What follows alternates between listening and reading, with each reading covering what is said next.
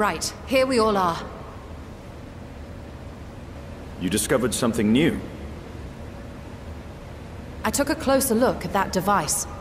I was able to determine how it keeps the Void Gate sealed, but not how it might instead be employed to expand the opening. For that, I would need to reference the technique developed by Vritra's alchemists, no records of which appear to have survived the intervening years.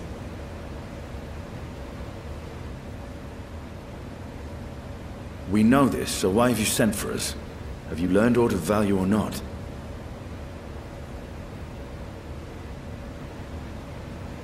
Patience, good sir. One must introduce the subject before launching into specifics.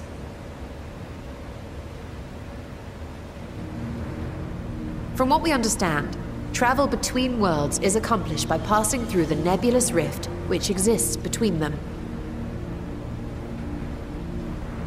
Picture, if you will, the moment you were called to the first.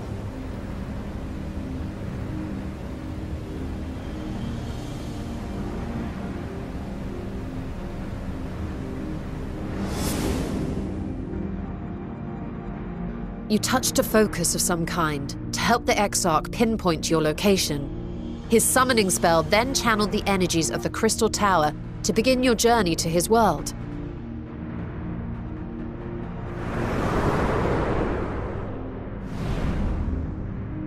The magics tore a hole in the wall separating source and shard, and cast you into the intervening nothingness.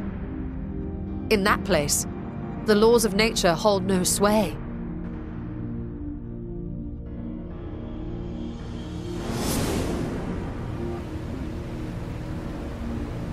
Yet even through this realm of temporal and spatial instability, you were borne safely to your destination in the first. The feat that guided you across such an unimaginable distance, both physical and metaphorical, was nothing short of a miracle.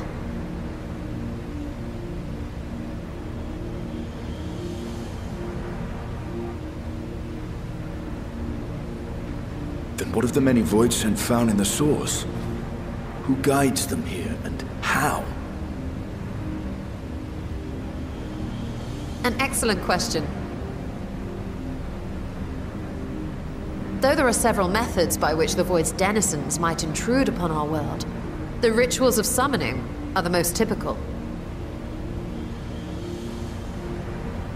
For example, let us consider the Gargoyle, a creature of middling power.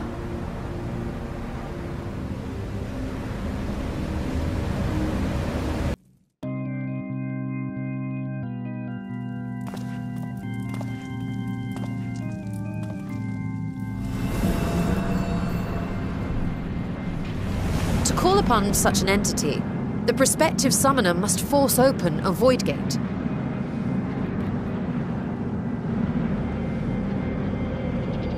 The portal lasts but a moment and is relatively small, allowing only an imp or other lesser being to squeeze through with their physical body intact.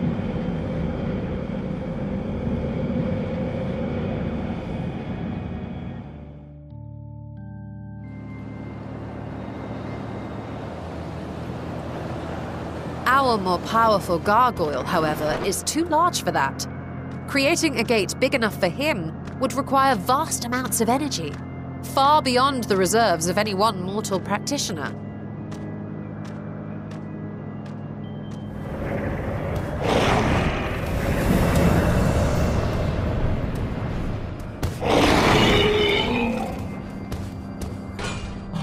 Instead, 'tis far more common to bring over only the entity's soul.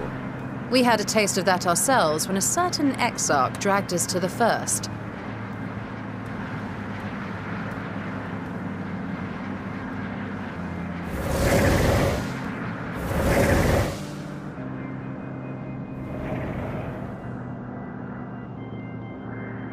And just as our bodies remained in our world, the Void Sense physical form is left behind in the 13th.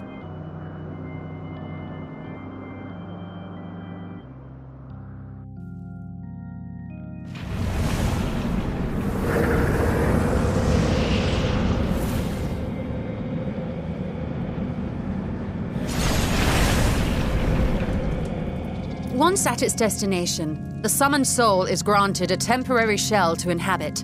In the gargoyle's case, a stone effigy has proven a suitable vessel.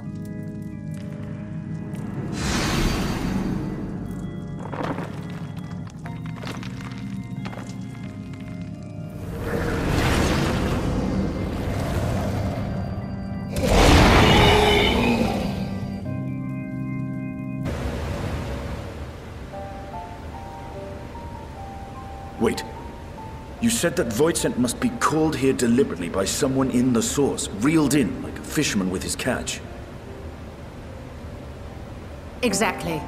For a being to navigate the chaos of the rift, with or without form, there must needs be a guiding agent on the other side.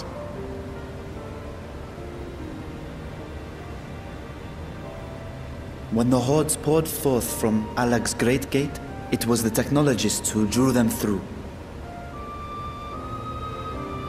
Though to my knowledge, planar fissures are in essence natural passages between our world and the void, which require no such guidance to traverse. Why is only the boundary between the source and the 13th so fragile?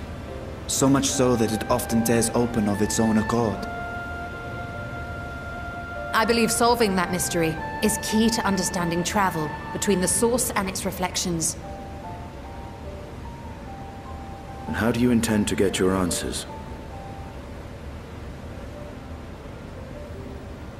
No. The danger is too great.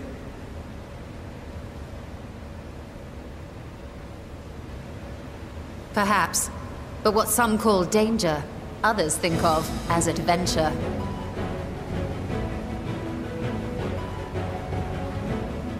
Were you not listening to my tale? Never mind that the means to expand the gate has been lost to the ages. Even could you force the portal wide enough, you would be greeted by an army of murderous horrors the very instant you step through.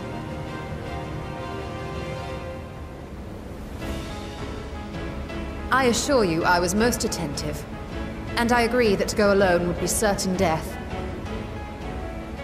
But if I were to bring along one who has already braved the 13th, and humbled the cloud of darkness, well, I imagine my chances would be much improved.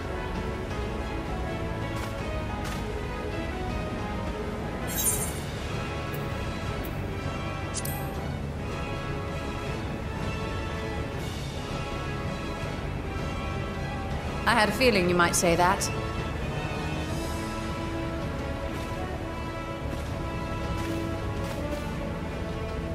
Once again, I put my life in your ever-reliable hands.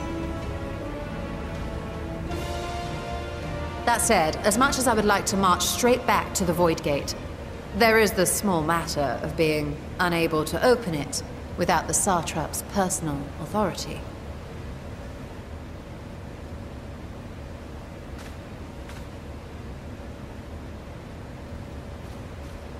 As I've said before, I will grant you and yours any boon you choose to name, provided it does not endanger my people. You have my word that we will take every precaution. Not a single Voidsent will be allowed to threaten Radzatan, assuming we manage to expand the portal in the first place. You have a plan. Actually, I had hoped you might help us with that. I presume the alchemists you retained supplied you with some explanation of their methodology. That they did. House Daymir was overseeing the project. Daymir. Ah, yes. The family associated with the great work.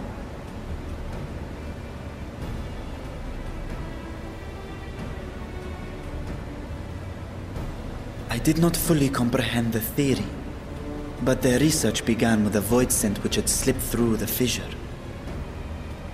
After a thorough examination, they created an arcane simulacrum possessed of similar qualities. A man-made Voidsent, if you will. It was apparently indispensable in their efforts to enlarge the gate. A man-made Voidsent?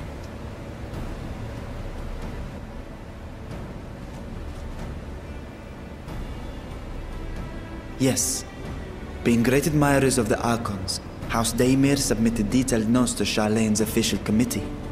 They expected praise and accolades for their simulacrum, and were thus devastated to be informed that their work had been classified as prohibited material.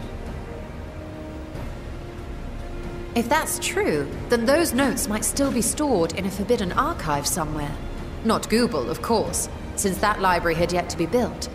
Which leaves us with...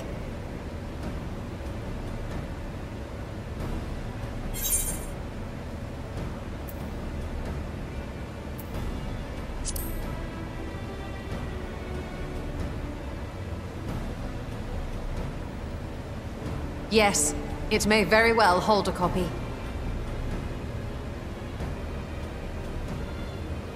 In which case, I say we head directly to Charlene.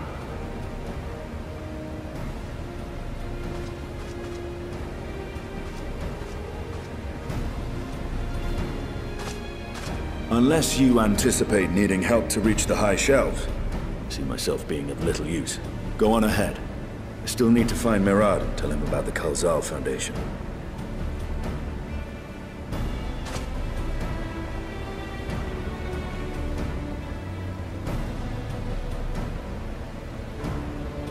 Let us be on our way as well.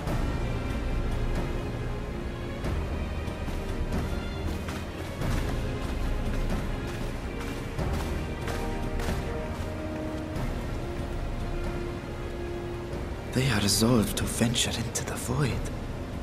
Do I sit idly by?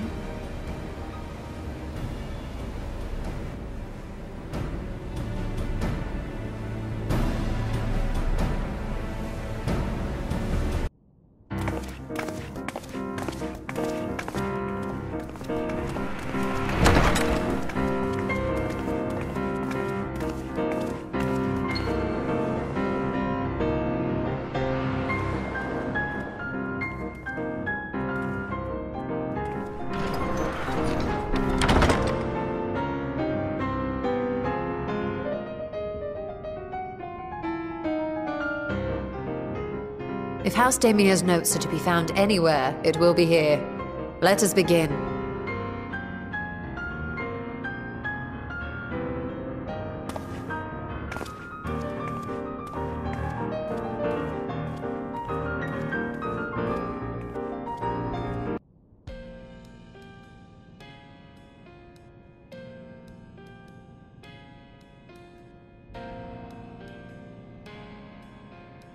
Yes. The ether signature is unmistakable. I've felt the traces of House Daemir's resonance many times at the Great Work. Time to see what all the fuss was about.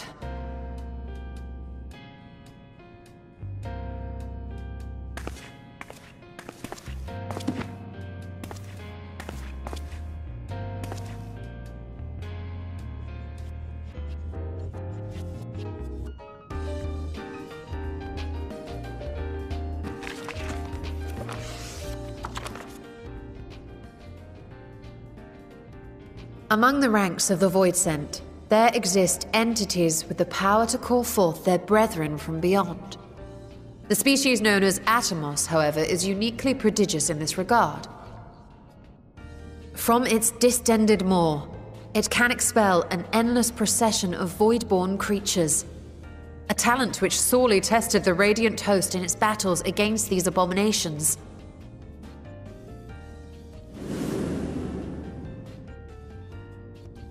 Surmising that the entity itself was acting as a void gate, we endeavored to capture a small specimen and subsequently examine its physiological structure.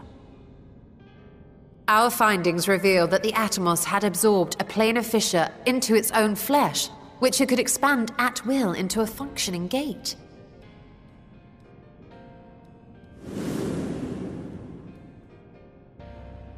Upon further analysis, we identified an ethereal wave pattern emitted during this process. A pattern we were able to emulate by passing crystal-stored ether through a specially designed prism. We proceeded to embed said prism into an arcane simulacrum, thus completing what we have dubbed our artificial Atomos.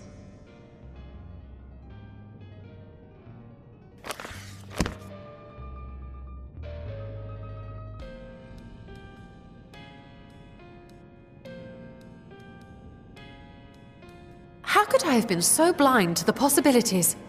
This species, not to mention its ability to summon void scent, has been discussed among academics for years now. Just before the advent of the 7th Umbral Calamity, we received reports of Atomos sightings from every corner of Eorzea. Surely you've at least heard the tales.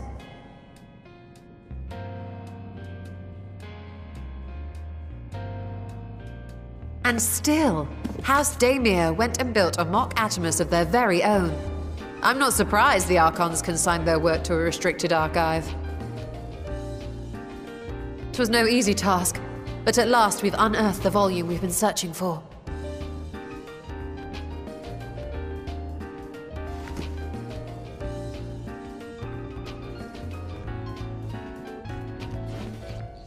I'd be lying if I said I wasn't tempted to stay longer.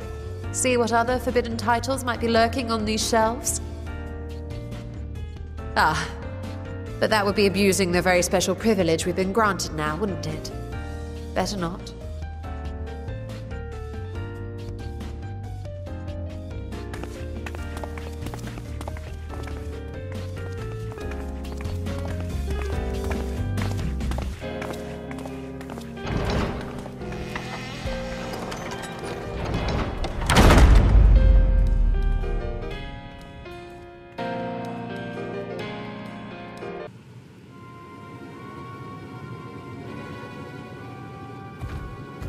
The ruins alone were impressive enough, but I never dreamed such a treasure lay hidden in the depths of the bounty. It may have been helpful to know this device existed, Your Excellency. My apologies. The gate was a secret I shared with none but my closest advisors. I feared for what might happen should those with ill intentions learn of its existence.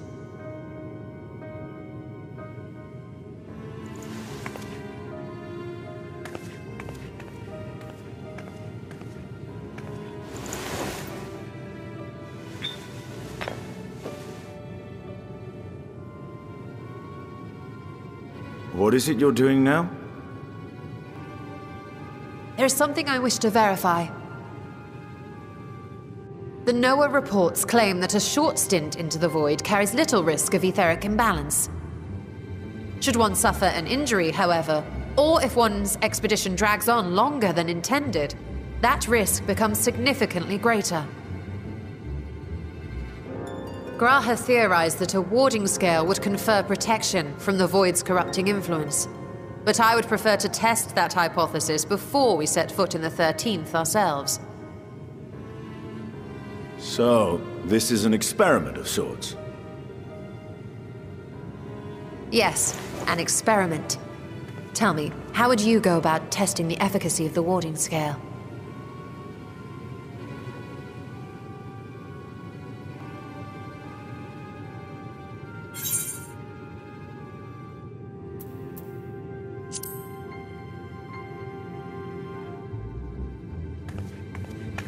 Very good. I see you've been paying attention. As Vritra sent his simulacrum, so too shall we rely on a familiar to bear the brunt of any unpleasant consequences.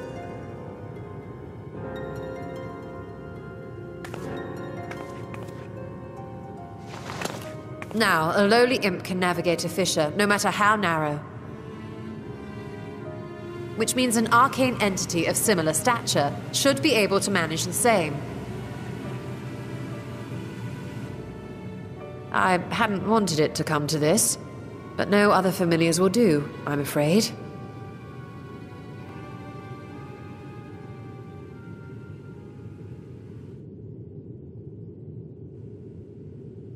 I mislike the sound of that. What manner of fiend does she mean to summon?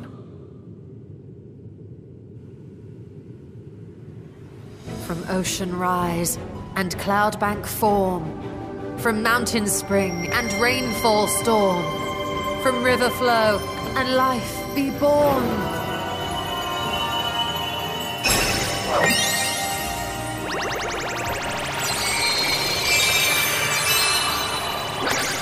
Water, water, froth and foam!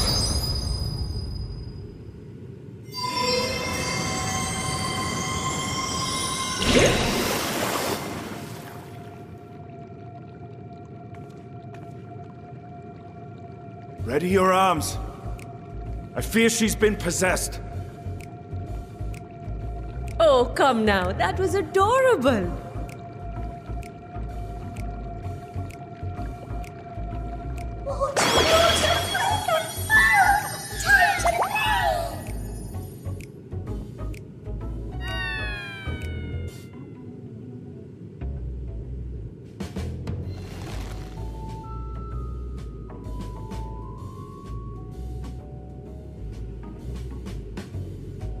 Though not my first choice, these familiars I conceived of as a child have the best chance of fitting through the gate. I only wish my younger self had considered a more dignified ending to the creation ritual.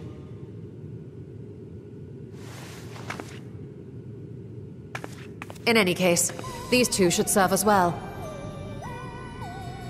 This one will bear a warding scale.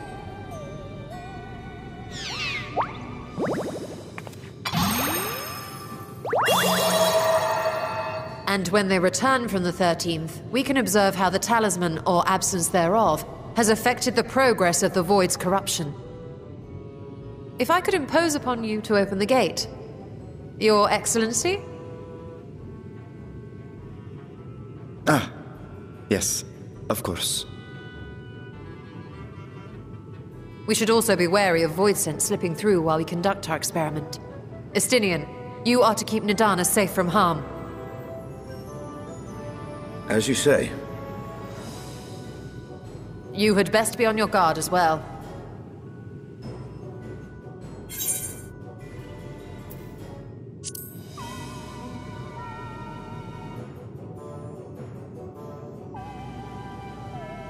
Oh, are you volunteering to join the Nixies? I could shrink you down, you know.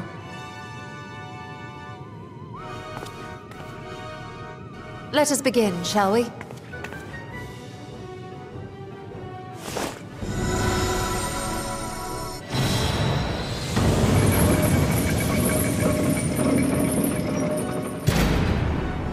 Nixies, into the void.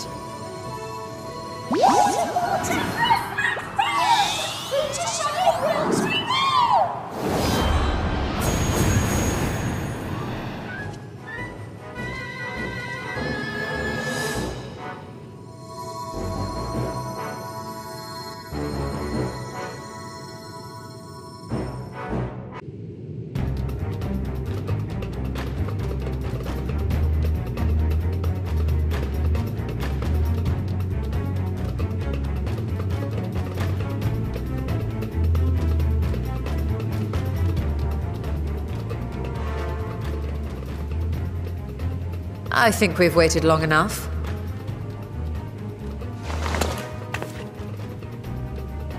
Nixies, return to my side!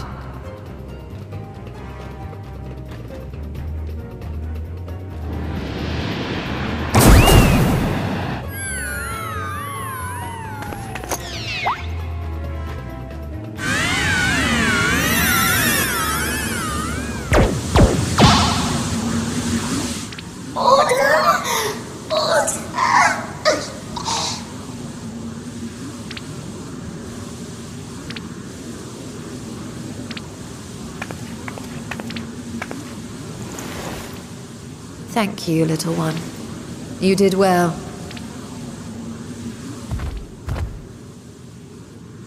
Oh, the poor thing.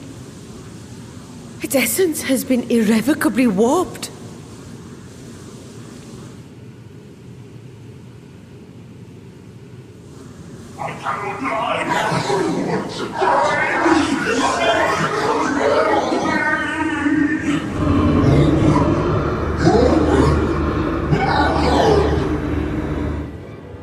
We're out of time! I must reseal the Void Gate.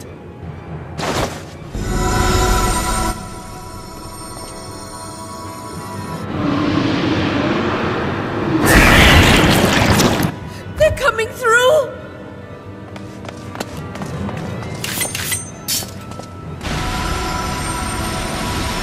In the name of Alzadal III, I bar this door unto the Void!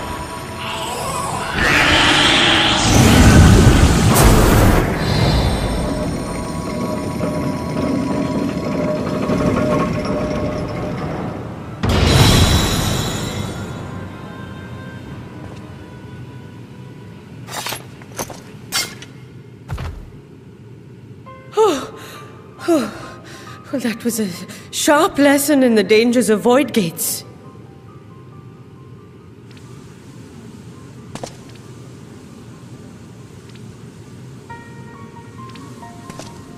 And what of our experiment? I'd say the results speak for themselves.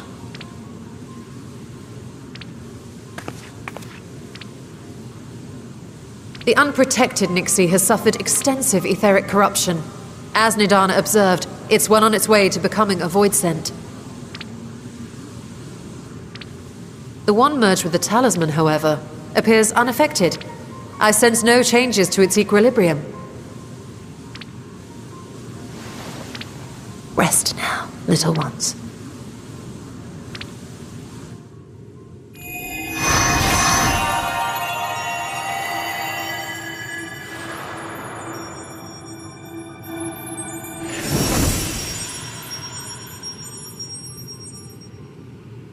Graha's theory was correct, then. So it would seem.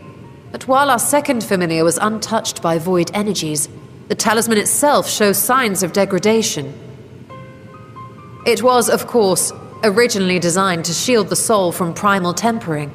It stands to reason that etheric corruption of a different sort would affect it differently. We may need to modify the warding scale's design to account for the 13th's uniquely unstable ether. You've said much of the Void's instability, but my imagination fails me. What manner of place is this broken world? Ah, my apologies.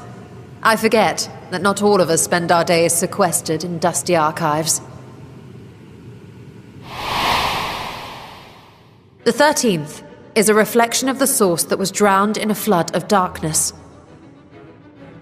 In Emmett Selk's own words, this tragedy was a result of the Ascians' attempts to force a rejoining.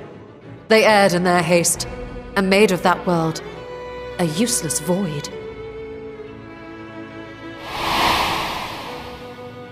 And what of your own experience? Will you tell us of what you observed during Noah's expedition?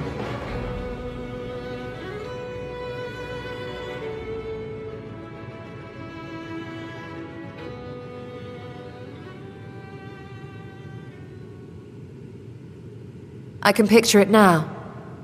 The sunless, Stygian expanse, infested with legions of ether-starved monstrosities. A void in every sense of the word.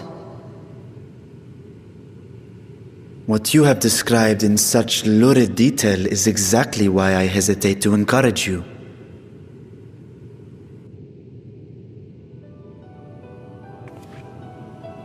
Worry not, great Vritra. Our journey into the 13th is but the first leg of a longer voyage. A voyage that shall lead us to other reflections, to new mysteries and discoveries. And I mean to be there every step of the way.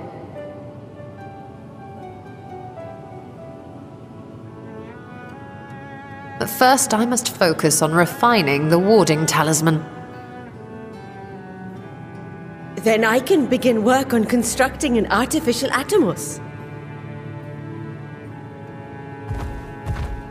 Or I could, if I had the relevant manuals to hand. Might I be so bold as to request access to the Satrap's family archives?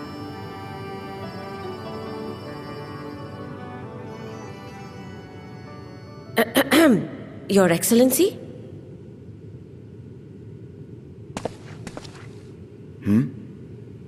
Oh, yes. That can be arranged. I will speak to my officials upon our return.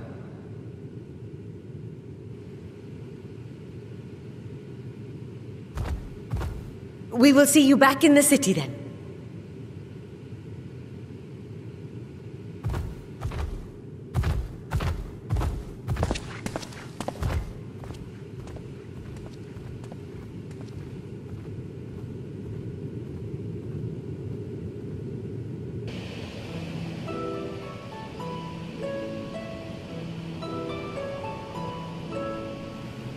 Hey, Stola. The adjustments are going well, I hope? 'Tis a lengthy process, but the end is in sight, yes. That's wonderful news. I myself had some good fortune searching through the Satrap's private records. What I found was a transaction log dated around the same period as when Al-Zadal's legacy was built. It included a purchase list of highly exclusive alchemical components, and I knew I'd discovered the key to making the artificial Atomos. I then visited the High Crucible to commission the materials. After I'd explained my requirements, I was beset by volunteers insisting I allow them to help with the entire project. The usual reaction to someone forcing open a void gate is to run for the hills. Harnish academics certainly are a different breed. The alchemists of old were cut from a similar cloth. The unknown held no fear for them. Indeed, they were ever eager to seek new knowledge, regardless of the danger. And were you not also fearless? Heedless even, in your determination?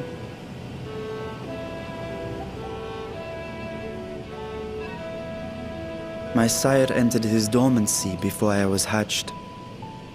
And so it was Ashdaya who kept my eggs safe and warm. It created a bond between us. Even long after I learned to fend for myself, I rarely strayed from her side. She was my guardian, my sister, my dear companion. And not a single day passes that I do not mourn her absence. No matter how deep the darkness, I would not surrender my search. I promised myself the time would come when we would once more take to the skies together. But I am satrap now.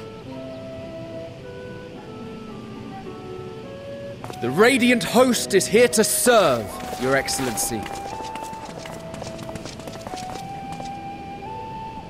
Nabdeen, what is this about? Celestinian told us of your predicament.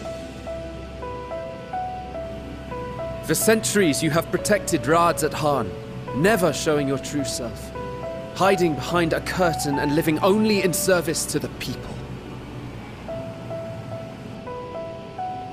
Your dedication meant more to us than your deceit, and so did we accept you as our rightful ruler. After all that you have sacrificed for this nation, did you imagine we would begrudge you your heart's desire? We survived the final days.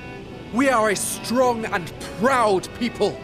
We, the Radiant Host, will keep Thavnair safe in your absence.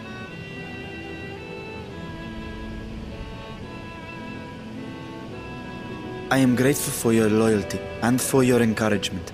And yet... Now you listen to me, Varshan!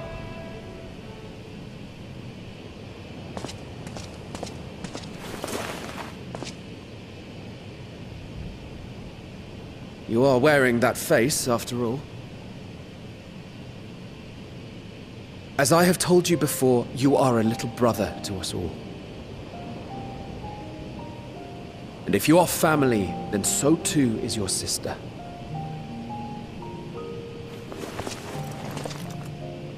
We are there for you if you need us. But do not ask us to sit by and watch while you abandon a sibling you have ached to rescue for millennia.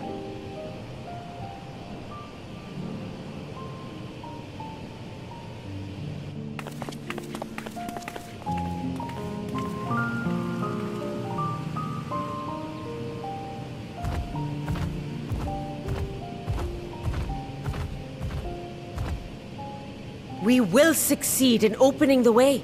It is only a matter of time. All you need do is prepare to step through to the other side.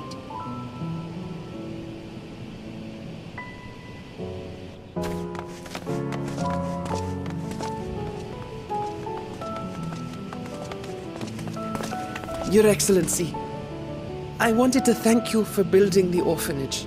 It means so much that my sister and I will have a place to be together, safe and happy. And I hope that you and your sister can be together again, too.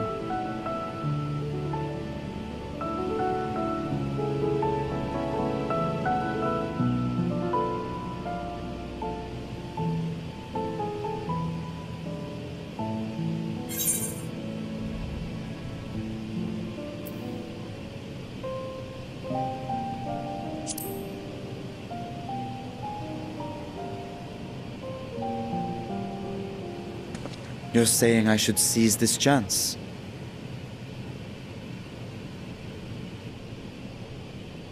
Take heart and protect them well. Such were the words I once said to you, and here I stand failing to live up to them. If my heart is torn, I am fit to protect neither Ajdaya nor Radzathan.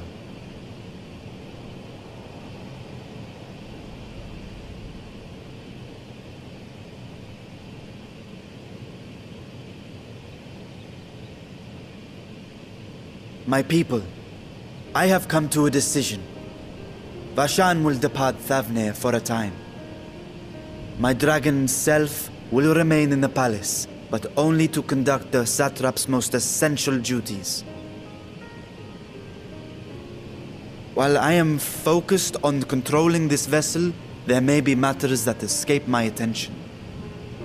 I rely on you, my trusted friends, to watch over one another until I return.